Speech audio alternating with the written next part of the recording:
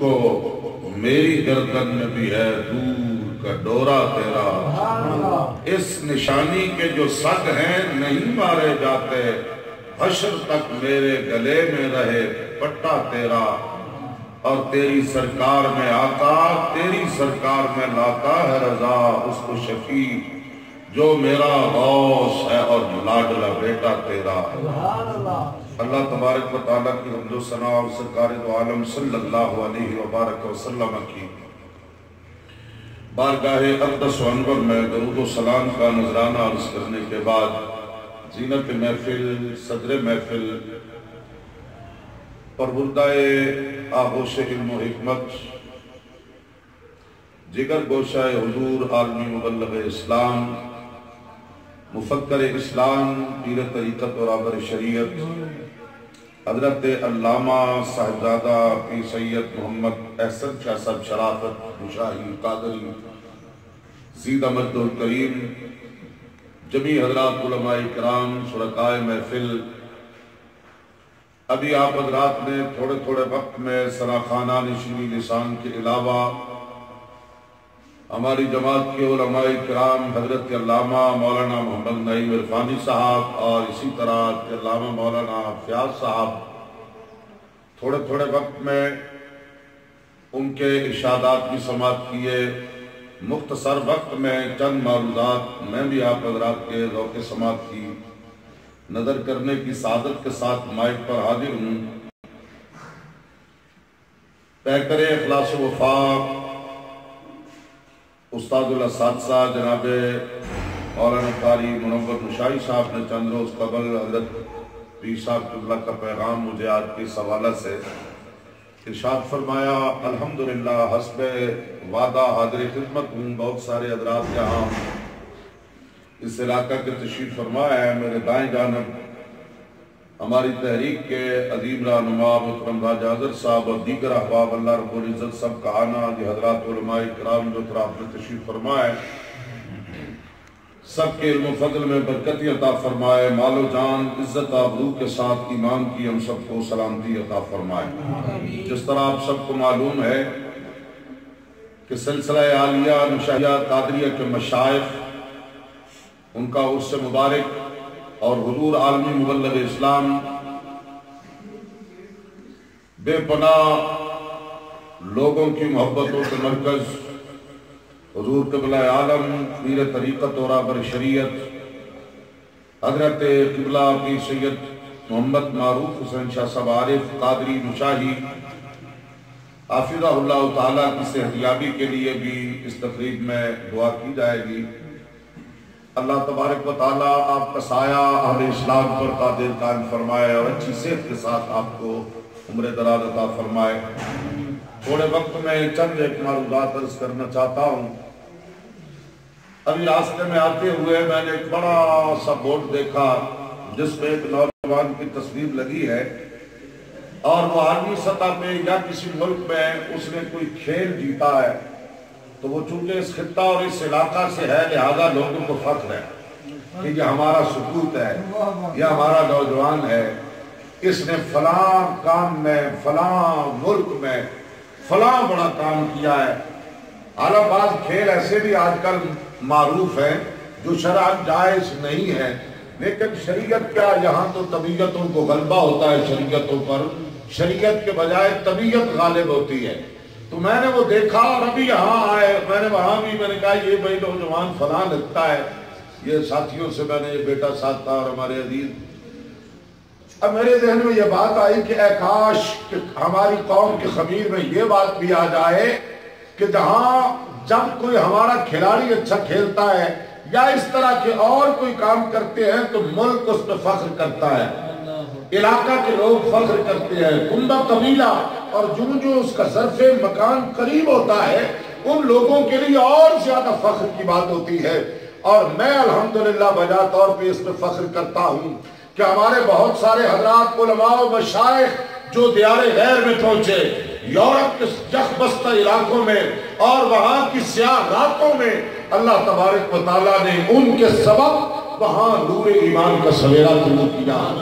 وہاں ایمان کی بہاریں آئیں، وہاں مساجد قائم ہوئی، وہاں مدارس قائم ہوئے. بجا طور پہ اس علاقہ اور چک سواری کے لوگ اس بات پہ بھی فخر کر سکتے ہیں کہ یہاں سے چند دہائیاں پہلے جانے والے بہت سارے حضرات میں، جن میں ایک نمایاں شخصیت حضرت قبلہ عالمی مبلغ اسلام کی ہے کہ جن کو اللہ رب العزت نے یہ شرف و اعزاز عطا کیا کہ ایک نہیں، دو نہیں، چار نہیں، درجنوں مساجد قائم کی، درجنوں مدارس قائم کیے. اور پھر آپ جب گئے تب سے لے کے اب تک وہی چھوٹا سا کمرہ ہے، وہی چھوٹی سی بیٹھک ہے، وہی کمرہ اور وہی سادہ سا لباس. اس لیے کہ جب نگاہ میں اللہ اور اس کے رسول جل جلالہ و صلی اللہ علیہ وسلم کی محبت اور ان کے دین پہ نگاہ ہو تو پھر بندہ آسائش دنیا اور سہولیات دنیا اور لغویات میں نہیں بلکہ شریعت اسلامیہ کے احیاء کے لیے کوشش کرتا ہے. تن ڈھانپ لیا جاتا ہے. آج اس مہنگائی کے دور میں بھی اگر آپ بازار میں جائیں، بلکہ کل ہی کی بات ہے یا آج کی ہے، میرے خیال میں بیٹا میرے ساتھ تھا، ہم نے بھی وہاں کپڑے لے لیے 1200 کے بھی تن کو ڈھانپا جا سکتا ہے، لیکن کئی کے 1000 کی پوشاک پہننا بھئی بات عزت کردار سے ہوتی ہے، لباس سے نہیں. عزت وقار یہ کردار سے ہوتا ہے، افکار سے ہوتا ہے، فکر و عمل سے اللہ تبارک و تعالیٰ عطا فرماتا ہے. اور جن کے فکر و عمل میں طہارت و پاکیزگی ہو، وہ لباس سادہ بھی ہو، جہاں بھی بیٹھے ہو اللہ جانتا ہے. سروں کے نہیں، وہ دلوں کے بادشاہ ہوتے ہیں. سروں کے بادشاہ تو بدلتے رہتے ہیں، سروں کی شاہی کا کوئی کام نہیں. سروں کے ڈھیر لگا کے بادشاہ حاصل کرنے والے وہ اور ہیں، اور دلوں میں بادشاہ کرنے والے اور ہوتے ہیں. میں زیادہ پرانی بات بھی نہ کروں، ایک ہی جملہ کر دیتا ہوں، ایک ہی بات عرض کر دیتا ہوں. اس مرد مجاہد کی، اس ملت اسلامیہ کی عظیم قائد کی جو دنیا کے سامنے ناموس رسالت کے تحفظ اور سرکار کی محبت کے پیغام کے ساتھ چند سالوں کے لیے دنیا کے سامنے آیا ہے. لیکن جب اس ہستی کا جنازہ اٹھا تو یوں لگ رہا تھا کہ یہ کوئی امیر المجاہدین ہے کہ 2.25 کروڑ دنیا اس کے نماز جنازہ میں آ گئی. معلوم ہوا اللہ اور اس کے رسول کے ساتھ جو وفا ہے، اللہ اور اس کے رسول کے ساتھ وفا، اس کا مل دنیا میں بھی پڑتا ہے اور آخرت تو ہے ہی انہیں کے لیے. اللہ تبارک و تعالی حضرت قبلہ عالم عالمی مبلغ اسلام قبلہ پیر صاحب کو جلد اچھی صحت عطا فرمائے اور عظیم الشان خوبصورت مساجد وہ بن گئی. اب جو لوگ ہیں وہ بھی نہیں رہیں گے، جو باقی آئیں گے وہ بھی نہیں رہیں گے، لیکن اللہ کے گھر تو آباد ہے نا، صبح قیامت تک رہیں گے ان کو آباد. اب جس نے بنیاد رکھی، ویسے بھی میں ایک بات عرض کروں، نبی کریم صلی اللہ تعالیٰ علیہ وبارک وسلم ایام علالت میں سرکار شدید تکلیف میں ہے. آپ نے فرمایا مروا ابا بکر فلیصلی بالناس، ابو بکر کو بلاؤ لوگوں کو نماز پڑھائے. جناب سیدنا صدیق اکبر رضی اللہ تعالیٰ عنہ مصلی پہ آ گئے. اب میں اسے ایک بات عرض کرنا چاہتا ہوں، سرکار کے فرمان کے مطابق مصلی پہ آ گئے، تفصیلات کا وقت نہیں ہے میرے پاس. سرکار نے چاہا کہ میں دیکھوں وہ میرے غلام کیسے لگ رہے ہیں، میرے غلاموں کا کیا منظر ہے. سرکار نے 2 صحابہ کے کاندھوں پہ ہاتھ رکھا اور سہارے کے ساتھ کھڑکی آپ کے در دولت گنبد خضرا جو حجرہ عائشہ تھا جہاں سرکار آرام فرما تھے، اور آج بھی سرکار وہیں پہ آرام فرما ہے. آپ آگے بڑھے اور اس کھڑکی کا پردہ ہٹایا یا کھڑکی کو کھولا اور سامنے دیکھ کر میرے آقا کا چہرے پہ مسکراہٹ مچل جاتی ہے. اب دیکھیں میں جو بات عرض کرنا چاہتا ہوں، بھئی گزارش یہ ہے، سرکار کو سخت علالت میں تکلیف میں ہے نا، اس سے یہ مسئلہ بھی بیان ہوا اور اس بات کو بھی سرکار نے اپنی مسکراہٹ سے ثابت کر دیا کہ ابو بکر زبردستی نہیں کھڑا، مصلی پہ دیکھ کے سرکار خوش ہوئے. زبردستی ہو تو پھر بندہ دیکھ کے اس کو مسکراتا تو نہیں ہے نا، مسکراہٹ. اب اس پر شارحین حدیث نے بڑی خوبصورت بات کی. حضرت سیدنا صدیق اکبر رضی اللہ تعالیٰ عنہ کے مسکرانے کا سبب کیا ہے، وجہ کیا آپ کیوں مسکرائے. میں جب دیکھا جناب صدیق اکبر مصلی پہ ہیں، اور صفوں میں سارے سرکار کے غلام کھڑے ہیں، رب کی نماز پڑھی جا رہی ہے، سرکار رب کی بارگاہ میں یہ شکر ادا کرتے ہیں، مسرت اور خوشی ہوئی کہ پروردگار تیرا شکر ہے۔ کون سا نبی ہے جس کی اپنی زندگی میں، جس نے اپنی امت کو اس منصب پہ دیکھا کہ اسی کے امتی نبوت کے مصلی پہ کھڑے ہو کر نماز پڑھتے؟ ربا تیرا شکر ہے۔ یہ وہی ابو بکر جو کل تک تو کلمے سے بھی ناآشنا تھا، یہ وہی صحابہ جو کل تک تو ایمان سے بھی ناآشنا تھے، اور آج نبوت کے مصلی پہ کھڑے ہیں، اور آج نماز رب کی بارگاہ میں ادا کر رہے ہیں۔ مولا تیرا شکر ہے۔ اس لیے کہ کوئی مربی جب وہ کوئی پودا لگاتا ہے، کوئی درخت لگاتا ہے نا، جب وہ بڑا ہو جائے پھل دے، یہ بزرگ جو بیٹھے ہیں جو کاشتکاری کچھ نہ کچھ، اب چونکہ حالہ بھی یہ فصلیں تو موجود ہے نا، کوئی باغ لگایا جائے نا، اس باغ پہ جب پھل آئے تو جس نے زمین کو ہموار کیا، اس کو اس قابل کیا، تیار کیا، پودے لگائے، اور وہ جب تیار ہو کر پھل لاتے ہیں، مالک جب اس کو دیکھتا ہے تو اسے خوشی ہوتی ہے۔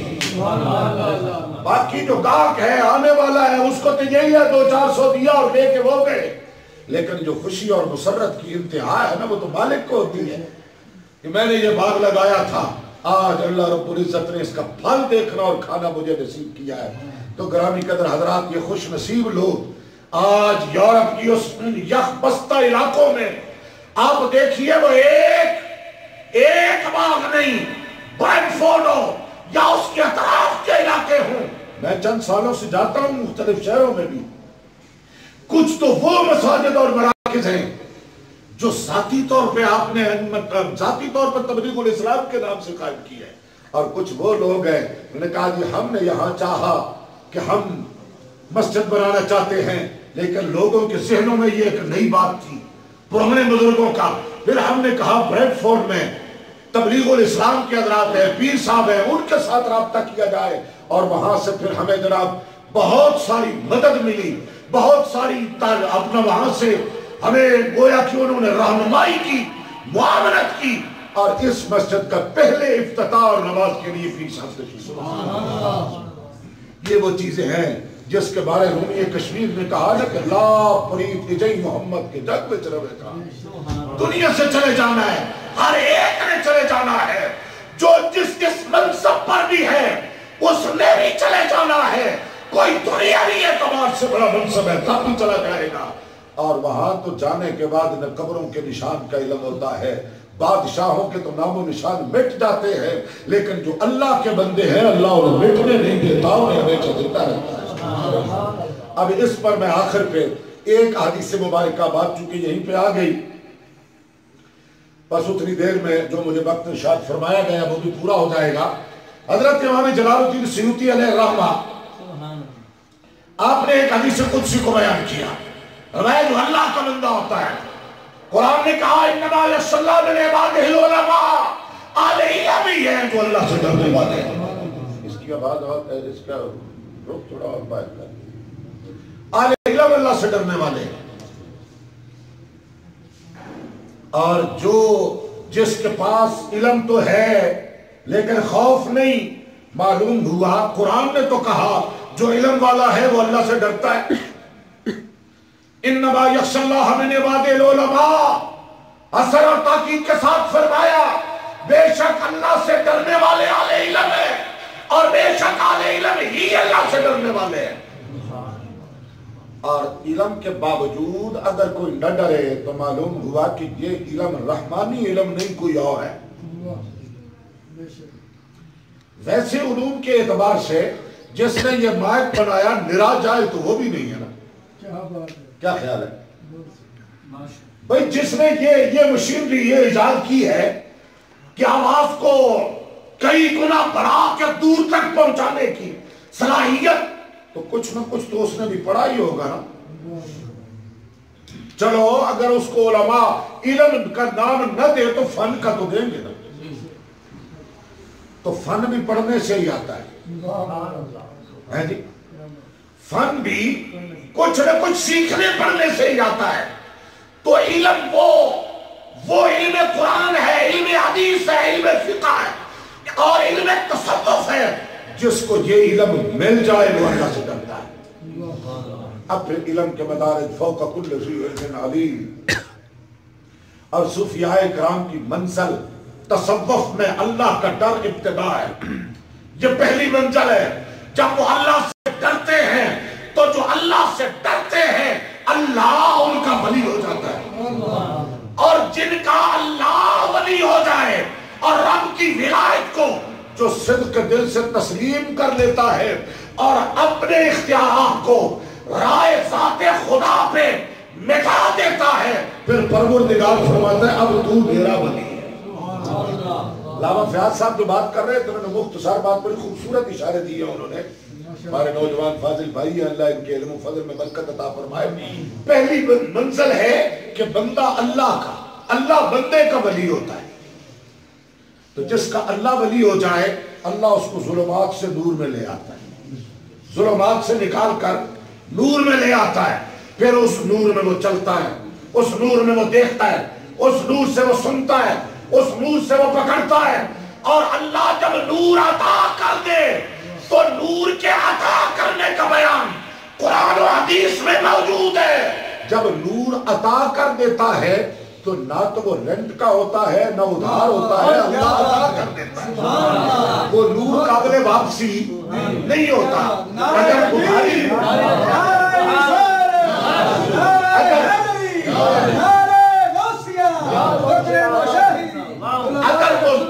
اگر وہ نور ادھارا دیا جائے تب بھی قابل واپسی، اگر وہ نور رینٹ پہ کرائے پہ لیا جائے تب بھی قابل واپسی، اور جب نور بطور انعام دیا جائے تو انعام تو آج کا کوئی بندہ بھی دینے کے بعد واپسی کا تقاضا نہیں کرتا۔ اگر کہا جائے کہ جناب یہ انعام ہے، ہمارے رائی صاحب بیٹھے ہیں، یہ کہیں کہ جناب حضرت یہ میں آپ کو بطور انعام بطور تحفہ دیتا ہوں، اور دوسرے دن بچے کو بھیج دیا کہ جناب واپس کرو، میں سمجھ تو اس کیڑے راجے ہو، بنتا ہے نا میرا یہ حق۔ جناب کل کہہ رہے تھے یہ انعام ہے، تو پروردگار عالم نے فرمایا ہم نے اپنے بندوں کو نور انعام کے طور پہ عطا کیا، تو جب انعام کے طور پہ عطا کیا تو قابل واپسی انعام تو نہیں نہ ہوتے، گفٹ تو قابل واپسی نہیں ہوا کرتے۔ اور پھر ایک بات اور سنیے، اللہ کا بندہ تو دنیا سے چلا گیا، ہاں انہیں موت آئی، کفس انسری سے روح پرواز کر گئی، روح جسم کا تعلق منقطع ہوا، کیا اس کے ساتھ وہ اللہ کا عطا کردہ نور بھی فوت ہو جاتا ہے؟ ذرا غور کیجئے نا بھائی، رب کا نور جس طرح پروردگار کی ذات کو ہمیشہ بقا ہے، اسی طرح اس کی تمام صفات کو بھی بقا ہے۔ رب کی ذات جس طرح باقی ہے اس کی تمام صفات بھی باقی ہے۔ اب اللہ نے نور عطا کیا، اور حضور غوث اعظم رضی اللہ تعالیٰ عنہ اسی نور کے بارے میں قصیدہ غوثیہ میں فرماتے ہیں، نظرت الی بلاد اللہ جمعا کہرطلۃ علی حکم اتصالی، رب کے سارے شہروں کو میں اس طرح دیکھتا ہوں جس طرح آپ کی ہتھیلی پہ رائی کا دانہ ہوتا ہے، ریت کا ذرہ ہوتا ہے، اس طرح میں سارے رب کے سارے شہروں کو اس طرح دیکھتا ہوں، اور رب کے عطا کردہ نور سے دیکھ رہے ہیں۔ اچھا پھر ایک بات عرض کرتا ہوں، یہ جو آنکھوں میں، میری آنکھوں میں، آپ کی، آپ مجھے، میں آپ کو دیکھ رہا ہوں تو یہ نور ہی ہے نا۔ یہ نور جو ہے کہیں چک سواری کے بازار سے ملتا ہے، اسلام آباد سے،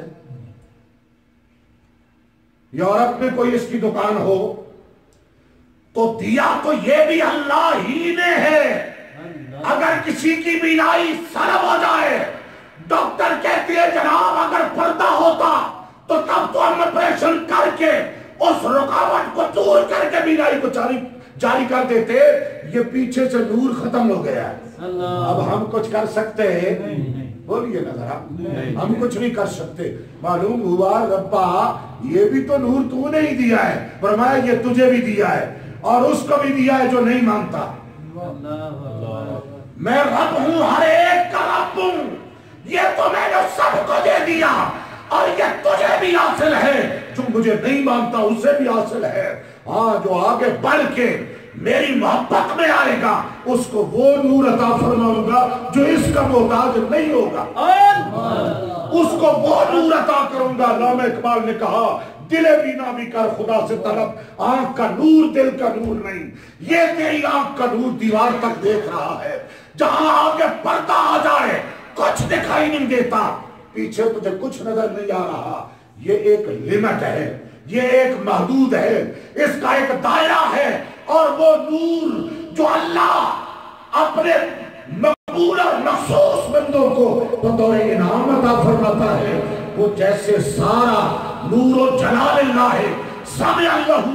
سمع القریب والبعید، وہ قریب سے بھی ایسے ہی دیکھتا اور سنتا ہے، دور سے بھی ایسے وہ نور ہے۔ علامہ جلال الدین سیوطی فرمایا کہ وہ نور ہے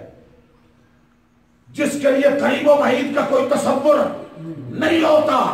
اور اس کی بہت ساری مثالیں قرآن میں بھی موجود ہیں، حدیث میں بھی موجود ہیں۔ اب میں تھوڑا سا قرآن مجید کے حوالہ سے ایک مختصر سے ٹچ دیتا ہوں، واقعات آپ نے سن رکھے ہیں۔ حضرت سلیمان علیہ السلام کا قافلہ تیار ہوا، قافلہ تیار ہوا کہیں جانے کے لیے، اور جب قافلہ رخت سفر باندھتا ہے تیار ہوا، 3 میل کی مسافت ہے، جو کم سے کم مفسرین اکرام نے تفاسیر میں لکھا ہے، کم سے کم 3 میل کی مسافت۔ اب میل کا سائز تو آپ کو بھی پتہ ہے، اس وقت کا میل کوئی انچیوں میں تو نہیں ہوتا تھا کہ اس وقت کا میل جو ہے وہ انچیوں کی، اور 1 انچ کو 1 میل کا میل ہی ہوتے ہیں۔ ہاں فرق رہا ہے، جس طرح یوکے میں مائل میل بولتے ہیں، یہاں کلومیٹر ہے، اور اس طرح مختلف اس کے لیے الفاظ رہے ہیں، اور بھی ہے دیگر مختلف زبانوں میں مختلف، لیکن اس سے ملتا 3 میل کی مسافت ہے۔ میں جو بات عرض کرنا چاہتا ہوں، حضرت سلیمان علیہ السلام چلے، ادھر 3 میل کی مسافت پر ایک چونٹی، ایک بیلی، ایک کیڑی اپنی رعایا میں اعلان کرتی ہے، قالت نملۃ یا ایھا النمل ادخلوا مساکنکم لا یختمنکم سلیمان وجنودہ وهم لا یشعرون۔ لوگ چونٹی نے خطاب کیا اپنی رعایا میں، اپنی پبلک میں، کہ لشکر سلیمان آ رہا ہے، تم اپنے بھیڑوں میں گھس جاؤ، محفوظ مقامات پہ چلی جاؤ، کہیں ایسا نہ ہو کہ تم ان کے لشکر کے پاؤں کے نیچے آ کے پھسل جاؤ، موت واقع ہو جائے۔ اچھا جی، حضرت سلیمان علیہ السلام فتبسم ضاحکا من قولها، سلیمان علیہ السلام نے جب چونٹی کی بات سنی نا تو مسکرایا۔ اب اگلی بات اور ہے، ہم تو نبی کیا، ہم تو اولیاء کو بھی ماننے والے ہیں، ہمارا تو یہ عقیدہ اور نظریہ ہے کہ حضرت نوشو گنج بخش رحمۃ اللہ تعالیٰ علیہ کی نگاہ بھی اس مجلس میں، حضرت پیر برق کی نگاہ بھی اسی مجلس میں ہے، حضرت عالمی مبلغ اسلام کا بھی روحانی فیضان و نگاہ اس مجلس کے ساتھ شامل ہے۔ ہم تو ماننے والے ہیں اللہ اور اس کے رسول سے جس کا تعلق ہوتا ہے، جس انداز سے ہوتا ہے، ہم تو سب کے ماننے والے ہیں۔ نبی تو نبی ہے، اللہ کا نائب ہے، رسول ہے۔ بھائی مجھے تو حیرانگی اس چونٹی سی ہے، چونٹی پہ ہے، بس تجھے کیسے پتا چل گیا کہ یہ سلیمان ہے، یہ ان کا لشکر ہے، اور یہ ادھر ہی آ بھی رہے ہیں۔ اب ذرا توجہ کیجئے نا اس بات پہ، تو قرآن ہے نا بھائی، نبی علیہ السلام نے تو چونٹی کی آواز سن لی، ٹھیک ہے، اللہ کا نبی ہے، اللہ رب کا نائب ہوتا ہے نا پیغمبر، اللہ نے سنا دی انہیں، یہ بات تو ٹھیک ہو گئی، لیکن حیرانگی تو اس چونٹی پہ ہے کہ پیڑیے کیڑیے تیرے سامنے اتنا سا پتھر آ جائے تو وہ بھی تیرے لیے جناب علی، وہ پتہ نہیں کون سا پہاڑ کہا جا سکتا ہے اسے، تجھے کس طرح پتا چلا؟ تو نے دیکھ بھی لیا، تو نے جان بھی لیا، تو نے سن بھی لیا، اب سبب و وجہ کیا؟ اہل دل اور صوفیاء نے یہی اس کا جواب دیا ہے کہ چونٹی دربار نبوت کی طرف متوجہ تھی، اللہ نے نبوت کا فیضان اس کو عطا فرمایا۔ اور اس کے علاوہ کوئی بندہ کہ نہیں نبی کے فیضان تو ہم نہیں مانتے، یہ بات تو ہماری سمجھ، نبی کی طرف متوجہ ہوئی تو اس کو ایسے فیضان مل گیا۔ میں نے کہا اچھا جناب اگر پھر آپ کا کوئی پروگرام ہے تو آپ ہی بتا دیں کہ نہیں میں نے جا کے چونٹی کو بتایا تھا کہ لشکر سلمان آ رہا ہے۔ بھائی دیکھیں نا بات تو ہے نا، ہم تو کہتے ہیں کہ جب چونٹی نے دربار نبوت کی طرف توجہ کی تو اللہ نے نبوت کا فیضان اس کو بھی عطا فرمایا۔ یہ بات زیادہ ایمان کے ساتھ لگاؤ رکھنے والی ہے کہ اللہ نے اس کو یہ طاقت نبوت کی نسبت سے عطا فرمائی تھی، یا یہ ہے کہ نہیں چونٹی کھوتی جاننی سی، میں کہ ٹھیک ہے تسی کیڑیاں کی منو است اللہ اور اس سے رسول ہے جی متوجہ ہونے سے۔ تو یہ جو توجہ ہے، جب ایک جانور اشراط الارض میں سے وہ متوجہ ہو تو اللہ اس کو فیضان عطا فرما دے، اور جو اللہ کا بندہ بن جائے رسول کا غلام ہو جائے۔ سبحان اللہ۔ لو جی گفتگو مکمل۔ اللہ تبارک و تعالیٰ اس کو نور عطا فرماتا ہے، اور وہ نور میں دیکھتا اور سنتا ہے، اور اللہ کے نور کے لیے قریب و بعید کا کوئی تصور نہیں ہوتا۔ یہ بات تو آپ نے سن رکھی ہے، جب کو تیار ہو اللہ شارق سے قریب، نحن اقرب الیہ من حبل الورید۔ میں نے کہا جب پروردگار شارق سے بھی زیادہ قریب ہے تو اپنی تمام صفات کے ساتھ شارق سے زیادہ قریب ہے، اور پروردگار بندہ مومن کو اپنا نور عطا فرماتا ہے۔ اس پہ ایک بات آخری اور عرض کر دوں، یہ جو نور ہے نا، نور کا اپنا کوئی خاص کنبہ قبیلہ نہیں ہے۔ کیوں جی؟ نور کا اپنا کوئی قبیلہ، نور کا ذاتی کوئی وجود، نور کی اپنی کوئی حیثیت یعنی حیت نہیں ہے۔ یہ کپڑا ہے نا، کپڑا کوئی لاکھ دلائل دے اس کو مٹی تو نہیں نہ کوئی ثابت کر سکے گا، نہ چمڑا بنا سکے گا عرفانی صاحب، یہ کپڑا ہی رہے گا نا۔ اور یہ لوہا ہے، ہاں کوئی کہے نہیں یہ فلاں قسم کا ہے فلاں کا، یہ نیچے قالین بچھے ہیں، یہ لکڑی ہے۔ اب اس کو لاکھ کوئی دلائل لائے، مٹی یا لوہا تو ثابت، ہر چیز کی ایک اپنی خاص حیثیت ہے نا۔ اب میرا سوال یہ ہے کہ یہ جو نور ہوتا ہے اس کی کیا شکل کون سی ہے، ساخت کون سی ہے؟ اس کی اپنی کوئی شکل و ساخت نہیں ہے۔ ہر خیر کے لیے لفظ نور بولا جائے گا، اور اس کے مقابلے میں شر، نور کے مقابلے میں ظلمت۔ نور جب اندھیرے کے مقابلے میں آئے گا تو روشنی نور ہے، توجہ ہے جی؟ اندھیرے کے مقابلے میں روشنی نور، جہالت کے مقابلے میں علم نور، گمراہی کے مقابلے میں ہدایت نور، کفر کے مقابلے میں ایمان نور، اندھیرے کے مقابلے میں نور روشنی ہے، کفر کے مقابلے میں ایمان اسلام نور ہے، جہالت کے مقابلے میں علم نور ہے۔ پھر بریلی کے تاجدار نے کتنی خوبصورت بات کی ہے، آپ فرماتے ہیں وضع واضح میں آقا اگر نور کو کوئی نام دیا جائے گا تو وجود دیا جائے گا۔ ویسے تو ہم کہتے ہیں دودھ بھی نور ہے، یہ آنکھوں کی بینائی بھی نور ہے، یہ دل میں ایمان بھی نور ہے، یہ قرآن و حدیث کا علم بھی نور ہے۔ اعلیٰ حضرت فرماتے ہیں یہ تو انوار بکھرے ہوئے ہیں، کہیں روشنی، کہیں دودھ، کہیں ایمان، کہیں ہدایت، کہیں اسلام، کہیں ایمان، کہیں ہدایت، یہ مختلف انوار کی صورتیں ہیں۔ اعلیٰ حضرت فرماتے ہیں بھئی اگر مجھ سے پوچھو تو میں تمہیں بتاؤں وضع واضح میں تیری صورت ہے مانا نور کا۔ آقا اگر مجھ سے پوچھا جائے تو جس نے لفظ نور وضع کیا ہے نا وہ تو جچتا آپ کی ذات کے لیے، وضع واضح میں تیری صورت ہے مانا نور کا، یوں مجازن جس کو چاہے کہہ دے کلمہ نور کا، میں حقیقی طور پہ تو نور ذات مصطفیٰ ہے، مجازی طور پہ تم دودھ کو بھی نور کہو، بینائی کو نور کہو، قرآن کو نور کہو، علم کو نور کہو، روشنی کو نور کہو، ہدایت کو نور کہو، یہ ساری کی ساری سارے کے سارے انوار ہیں، لیکن حقیقت میں وضع واضح میں تیری صورت و معنی نور کا۔